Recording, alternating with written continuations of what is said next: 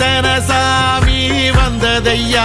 இது எந்தெந்த சாமி தந்ததையா, எத்தனை பாட்ட சொன்னதையா,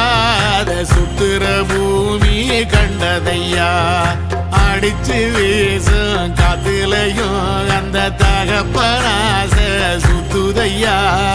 பிடிச்சு பூக்கும் விதையிலும் ஒரு வம்சத்து கதையே உள்ளதையா, 100 தலைமுறை சேர்ந்து செதுக்குன ஈர நலம் இது பாறையா,